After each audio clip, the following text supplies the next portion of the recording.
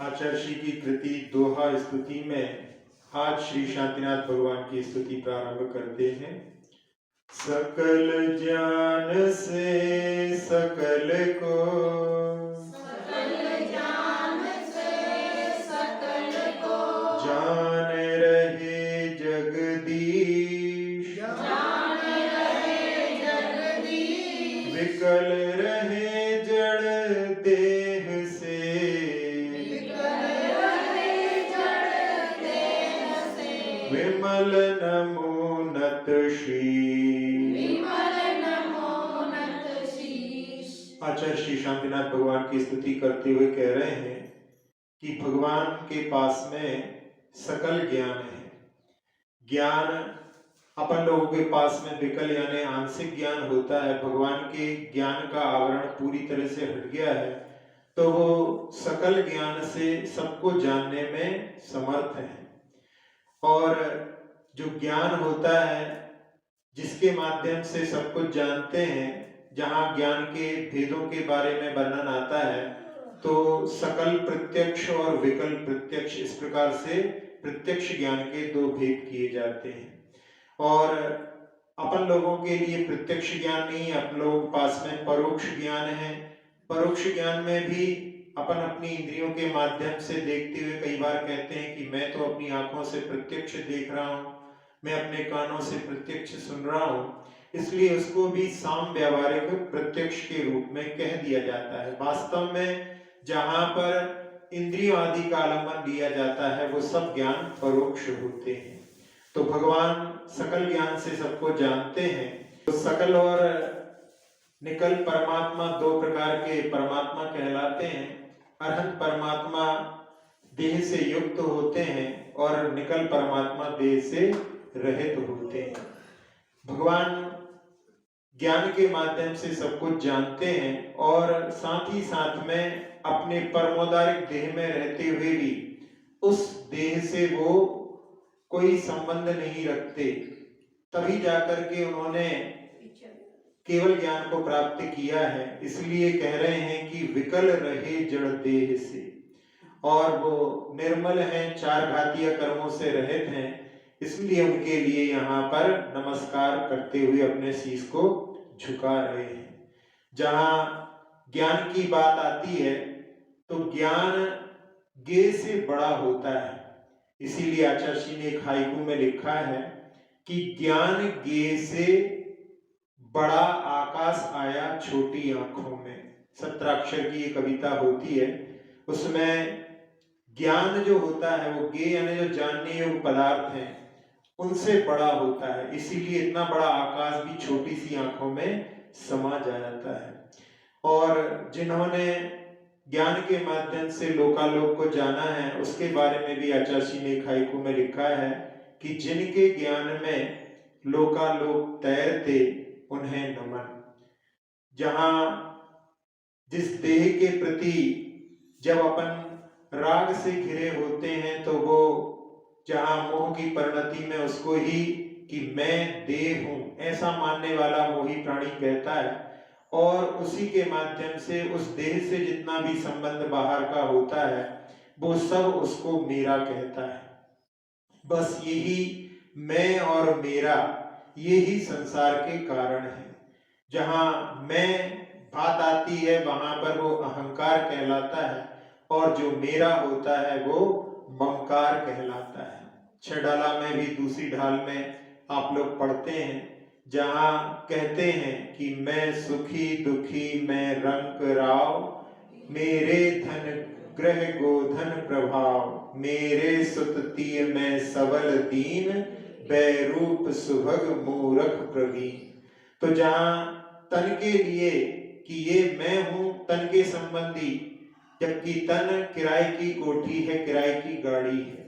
कोई किराए की गाड़ी में घूमे और कहे कि देखो मेरी गाड़ी बहुत अच्छी है, तो उसमें अपन उसके ऊपर हंसेंगे। इसी प्रकार से ये तन भी अपने लिए किराए की कोठी हर भव में प्राप्त होती है, और उसमें रहते हुए जो उसमें इस प्रकार का भाव रखता है कि ये मैं नहीं हूं, वही जो है इस मोह से ऊपर उठ करके समीचीन आस्था को प्राप्त कर सकता है। इसलिए इस तन में रहते हुए भी अपन तन से भिन्न अपनी आत्मा को देखें, ये भी अपन इस काव्य के साथ में देख सकते हैं। अगले काव्य में काम देव हो काम से,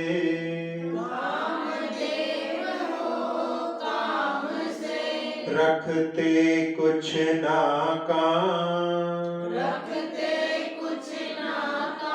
काम रहे ना कामना, तभी बने सब काम। भगवान के लिए जो 3 भगवान हैं वो कामदेव भी हैं। तो यहाँ आचार्य जी कह रहे हैं कि कामदेव हो, फिर भी काम से कुछ भी काम नहीं रखते, और जो काम से कुछ काम नहीं रखते और कामना भी जिनकी नहीं रहती है, वो ही बड़े बड़े कार्य करने में समर्थ हो सकते हैं। इसीलिए किसी ने कहा है कि चलो चलो सब कोई कहें, बिरला पहुंचा कोई, एक कनक और कामनी दुर्लभ घाटी तोय। लोग श्री और स्त्री के चक्कर में फंस करके अपनी मंजिल को नहीं प्राप्त कर पाते। इसलिए यहाँ पर काम और कामना दोनों से जो ऊपर उठते हैं वो ही मंजिल को पाने में समर्थ हो सकते हैं। जहाँ कहा जाता है कि व्यक्ति के पास में यदि जो कुछ भी होता है, यदि वो उसमें संतुष्ट होता है तो वो बहुत बड़ा है, और जिसके पास में बहुत कुछ होने के बाद में और भी प्राप्त करने की इच्छा रहती है वो दरिद्र रहता है। इसीलिए कहते हैं सातु भवतु दरिद्रो यस्य तृष्णा विशाला, जिसकी जितनी ज्यादा तृष्णा है वो उतना ज्यादा दरिद्र होता है। जहाँ काम के संबंधी कुछ प्रसंग को देखें तो एक मुनिराज एक गुफा में अपनी साधना करते थे और वो बड़े निष्प्रह साधु थे, लेकिन वहां पर एक यक्षी आती थी और महाराज की जो गुफा है उसको वो साफ करके जाती थी। बार बार जो है वो सेवा करने आती थी। महाराज ने एक बार उससे पूछा और उसको देख करके जब पता पड़ा कि वो यक्षी है और महाराज का उसके प्रति राग का भाव उत्पन्न हो गया और उन्होंने मन में कि मैं इसका यक्ष बनूं। इस प्रकार से काम के वशीभूत होकर के उन्होंने अपनी सारी तपस्या को वहां पर होम दिया। यदि चाहते तो उसके माध्यम से वो कल्याण कर सकते थे अपना, लेकिन काम के वशीभूत होकर के उन्होंने अपनी सारी तपस्या को वहां पर भस्म कर दिया। जहां कामना के प्रसंग में जहां इच्छाएं होती हैं बहुत सारी धन दौलत प्राप्त करने की, जब कोरोना का समय था तो एक प्रसंग अखबार में पढ़ने के लिए आया था कि उस समय में भी ऐसी स्थिति में भी बड़ौद शहर में वहां पर कुछ लोग जो कफन जिन मृत व्यक्तियों के लिए चढ़ाए जा रहे थे उनको वहां से एकत्रित करके और उनको धो करके उनको पैक करके उनके वस्त्रों को उस पर सील लगा करके उस व्यापार में लगे हुए थे। मतलब ऐसे समय में जहां पर व्यक्ति इतनी परेशानियों में घिरा हुआ था, लोग मर रहे थे, लेकिन उस समय भी धन कमाने के लिए लोग अपनी जान को भी आफत में डाल करके धन कमाने में लगे हुए थे। तो ये उनकी दरिद्रता की ही निशानी है। जब लोग धन के चक्कर में कभी कभी ऐसी स्थिति में भी फंस जाते हैं जहां पर अपनी जो श्रद्धा होती है उसको भी तिलांजलि दे देते हैं। बनारसी दास जी जो बड़े विद्वान के रूप में जाने जाते हैं, उन्होंने अपने जीवन का वर्णन अर्ध कथानक नाम के एक काव्य में लिखा है। उसमें उन्होंने लिखा कि पहले पूर्व अवस्था में उन्होंने एक तांत्रिक के चक्कर में आकर के 1 वर्ष तक शौचालय में बैठ करके और मंत्र का जाप किया। उस तांत्रिक ने बोला था यदि ऐसा करोगे तो जब निकलोगे तो बाहर तुम्हारे लिए सोने की मोहर प्रतिदिन प्राप्त होगी। तो उन्होंने ऐसा भी कार्य किया, लेकिन कुछ हुआ नहीं, क्योंकि ऐसे यदि होने लगे तो फिर वो तांत्रिक जो है खुद बहुत बड़ा धनवान हो जाता तो ऐसे कई बार लोग इन बातों में फंस जाते हैं, कामना के वशीभूत होकर के श्रद्धा को भी छोड़ देते हैं। जहाँ धन की बात आती है वहाँ एक प्रसंग जिसमें कि एक रहली, जहाँ पर आचार्य जी पिछली बार रुके हुए थे गर्मियों में, वहां पर एक वकील साहब थे जो कि बहुत धनाढ़ थे, उनकी कोई संतान नहीं थी और उन्होंने निर्णय लिया कि मैं सारा पैसा ट्रस्ट को दे दूंगा जिससे कि लोकोपकार कार्य होंगे, और उनकी पत्नी को वो ठीक नहीं लगा तो उसने अपने भाई से मिलकर के और अपने पति का वध कर दिया। और जब खोजबीन की गई तो कोई पकड़ में नहीं आया।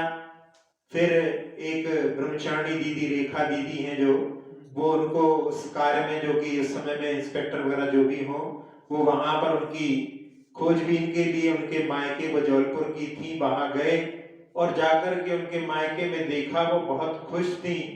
तो उनको संदेह हुआ कि हो ना हो यही इसमें कारण होना चाहिए। और जब उनसे खोजबीन की गई तो उन्होंने वहां पर बतलाया कि धन के लिए उन्होंने अपने पति की भी हत्या कर दी थी। तो ऐसी जो है कामना, वासना इस प्रकार से संसार में पतन का कारण होती है। इसलिए यहाँ पर कहा कि काम रहे ना कामना, तभी बने सब काम। अगले काव्य में बिना कहे कुछ आपने,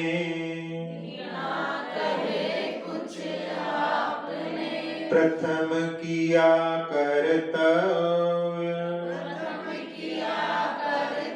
प्रभुवन पूजित आप्त हो,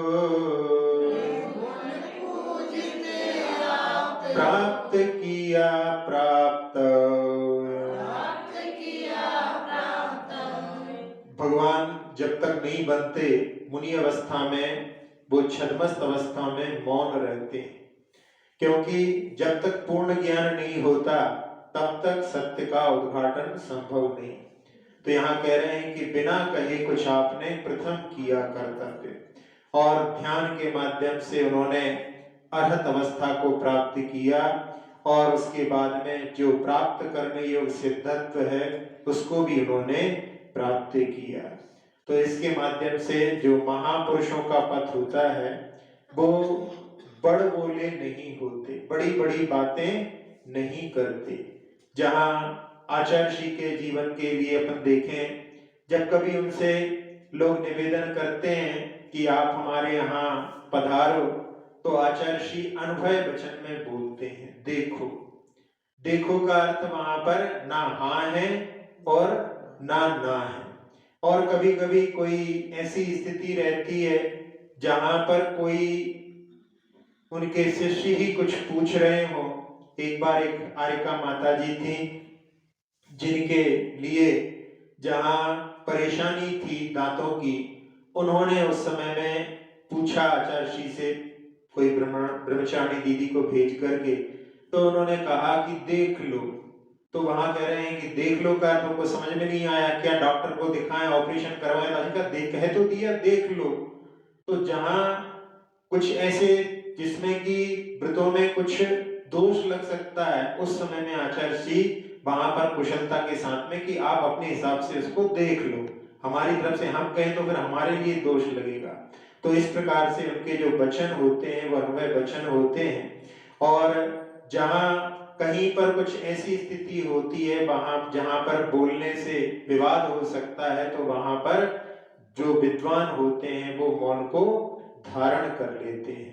इसीलिए जहां एक काव्य में कहा गया है कि जहां पर मौन रख लेना अच्छा है, क्योंकि यदि विवाद की स्थिति बनती है। इसीलिए तुलसीदास जी ने भी कहा है, तुलसी पावस के समय भई कोकिला मौन, अब तो दादुर बोली है हमें पूछी है कौन। जब बरसात का समय होता है तो कोयल मौन हो जाती है, उस समय में मेंढक जब बोलने लगते हैं तो उसकी आवाज को कौन सुनेगा, इसलिए वो मौन हो जाती है। इसी का भाव जो है संस्कृत में कि यत्र दर्दरः वक्तारः तत्र मौन विभूषणम, जहां पर बहुत सारी लोग बोलने के लिए तैयार हो जाते हैं वहां पर मौन रहना श्रेयस्कर है। कई जगह पर मौन रखने के लिए भी कहा गया है। 7 मौन के स्थान हैं जहां पर श्रावक को मौन रखने के लिए कहा है। भोजन के समय में यदि वमन हो जाता है तो उस समय में भी साधु मौन धारण कर लेते हैं, अगले दिन तक आहार तक वो कुछ बोलते नहीं। और उस समय में क्योंकि मुख जो है अब झूठा हो गया है तो जिनवाणी आदि का भी उच्चारण नहीं करते। स्नान के समय में भी मौन रहना चाहिए, काम के समय में भी मौन रहना चाहिए, और जहां निहार होता है उस समय में भी मौन रहना चाहिए, सामायिक में भी और जिनेन्द्र भगवान की पूजा में भी।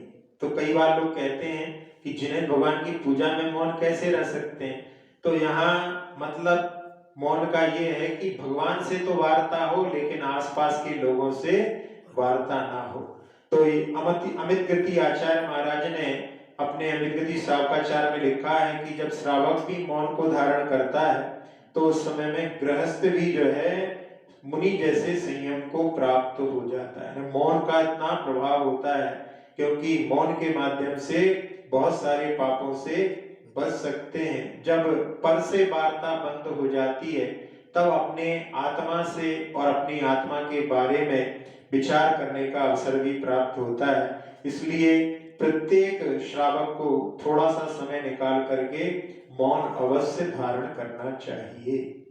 शांतिनाथ हो शांत कर, शांतिनाथ हो शांत कर, साता साता शांत, साता साता शांत, केवल केवल ज्योति में, केवल केवल ज्योति में, क्लांति मिटी सब ध्वांत। शांति मिटी सब भ्रांत। हाँ, यहाँ भगवान से प्रार्थना कर रहे हैं कि आप शांतिनाथ हो और साता साता सबको शांत कर दो, क्योंकि साता भी जो है वो भी कर्म है। जब तक कर्म रहेगा तब तक संसार है, इसलिए दोनों प्रकार के कर्म पुण्य और पाप सबसे निवृत्त होकर के ही मुक्ति प्राप्त की जा सकती है। और साता भी जो है आकुलता को उत्पन्न करने वाला होता है। तो यहाँ जो भगवान ने समस्त कर्मों से रहित होकर के सिद्ध अवस्था को प्राप्त किया और वो केवल यानी मात्र केवल ज्योति में यानी केवल ज्ञान शरीरी है, और उन्होंने समस्त क्लांति जो दुख हैं सबको उन्होंने नष्ट कर दिया। जहां केवल ज्ञान प्रकाश रहता है वहां पर दुख का अंधकार कैसे रह सकता है। तो यहाँ जहां साता और असाता सभी से ऊपर उठने की बात की है, लेकिन उसमें भी क्रम होता है। पहले जो है पाप कर्म से निवृत्त होते हैं, पुण्य कर्म बाद में छूटता है। इसीलिए आचार्य श्री ने लिखा है, पाप प्रथम मिटता प्रथम तजो पुण्य फल भोग, पुनः पुण्य मिटता धरो आत्म निर्मल योग। सबसे पहले पाप को छोड़ना पड़ता है और उसके बाद में जो पुण्य प्राप्त होता है उस पुण्य के फल में रंजायमान नहीं होते, इसलिए यहाँ पर तजो पुण्य फल भोग। और उसके बाद में जब पुण्य भी जो है ध्यान में लीन होते हैं, आत्मा का निर्मल योग जब प्राप्त करते हैं तो पुण्य भी वहां पर नष्ट हो जाता है। पुण्य नाश करने के लिए प्रयास नहीं करना पड़ता, पुण्य तो अपने आप ही छोड़ करके चला जाता है। जैसे घर में कोई चोर आ जाए, पुलिस को बुलाया जाता है और पुलिस आती है तो वो चोर को पकड़ करके पुलिस स्वयं चली जाती है। इस प्रकार से पुण्य पाप की सफाई के लिए काम करता है और जब पाप की सफाई हो जाती है तो पुण्य स्वयं ही चला जाता है। और इसी के साथ साथ में एक और काव्य में आचार्य श्री कह रहे हैं कि चिर संचित सब कर्म को राख करूं बन आग, तप्त आत्म को शांत भी करूं बनूं गतराग। जितने भी कर्म जो हमने चिरकाल से संचित किए हैं उनको मैं राख कर दूं, आग बन करके, ध्यान रूपी अग्नि जला करके, और अपनी जो आत्मा इन कर्मों के माध्यम से तप्तायमान हो रही है उनको मैं शांत कर सकूं, आत्मा को भी शांति दिला सकूं, और उसको आत्मा को शांति दिलाने का मार्ग बतला रहे हैं कि गतराग बन करके, वीतराग बन करके ही परम शांति को प्राप्त कराया जा सकता है। तो ऐसे शांतिनाथ भगवान की स्तुति में 4 काव्यों के माध्यम से आचार्य श्री ने बहुत सारे जो विषय हैं उनको लिया है, उनके माध्यम से अपन शांतिनाथ भगवान की स्तुति भी करें और उन विषयों के माध्यम से अपने जीवन में जो काम कामना आदि हैं उनसे ऊपर उठने का भी प्रयास करें। इति श्री शांतिनाथ जिनेन्द्राय नमो नमः।